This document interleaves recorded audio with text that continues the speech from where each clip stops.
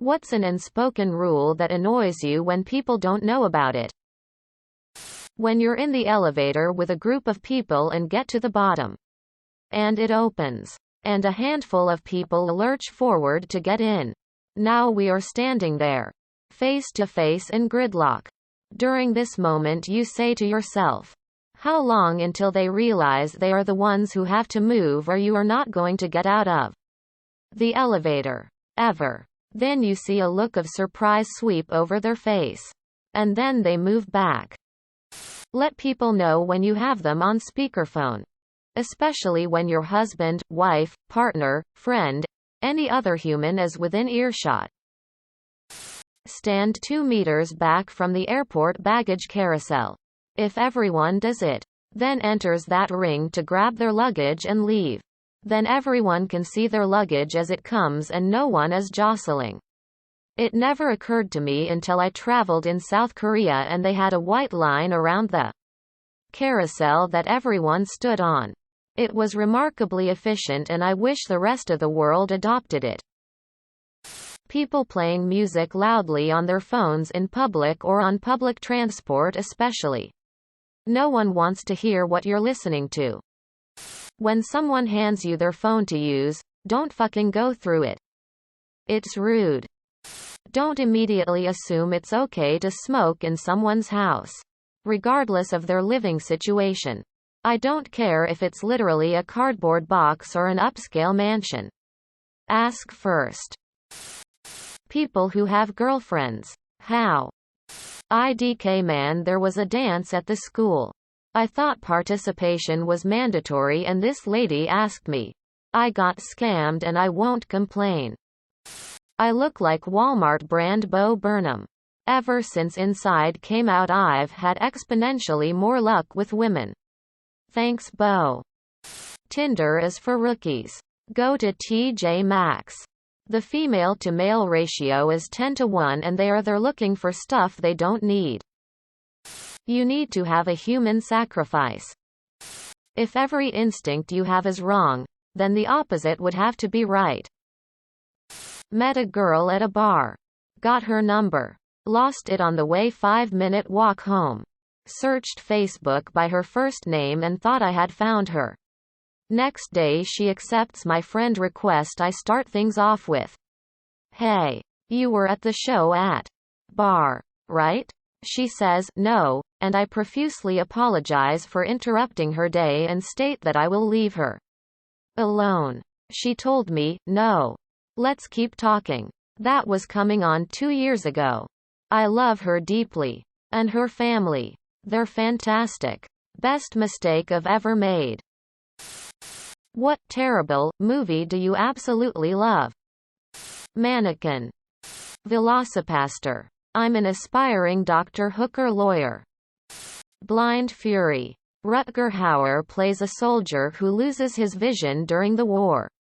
He gets lost and taken in by an Asian family who teach him how to use a katana. He then goes back to America, where his friend is in trouble with some gangsters. He travels across the country with a kid, and takes care of business.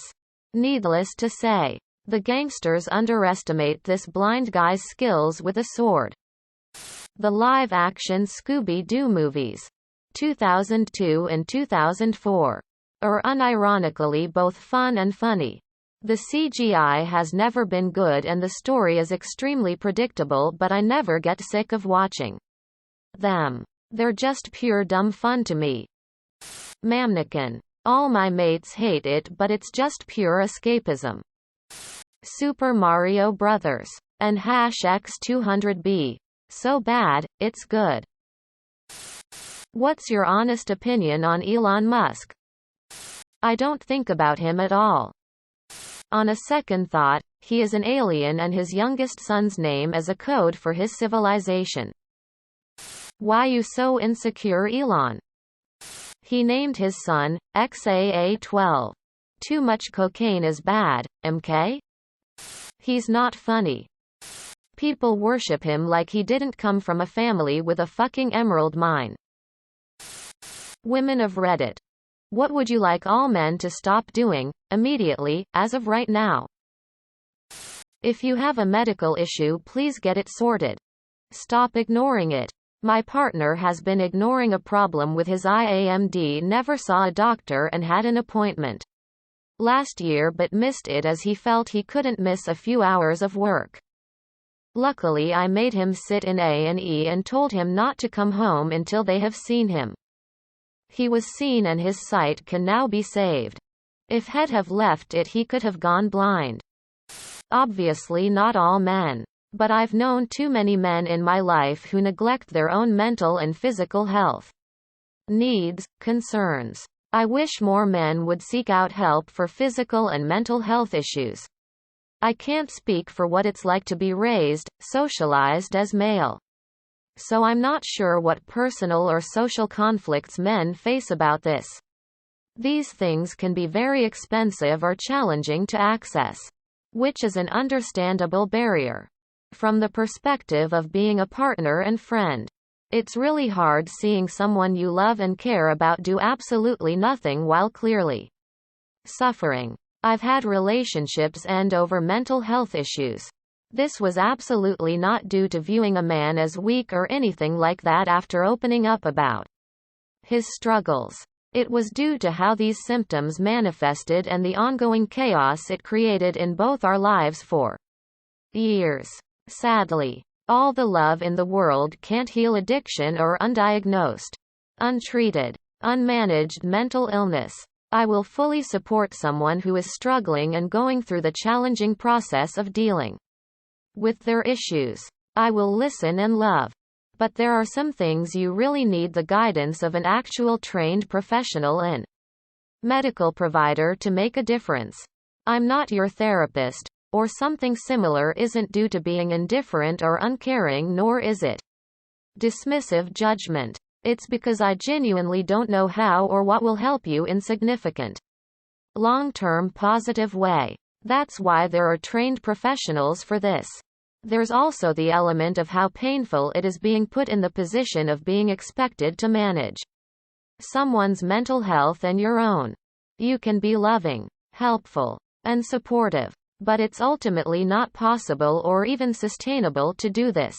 This is true for everyone, not just men. It's a helpless and frustrating situation to have a friend or partner have a potentially serious health issue and seemingly be committed to absolutely not seeing a doctor.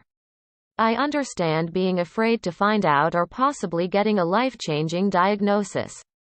I also understand not wanting to seem weak and that desire to push through and be strong.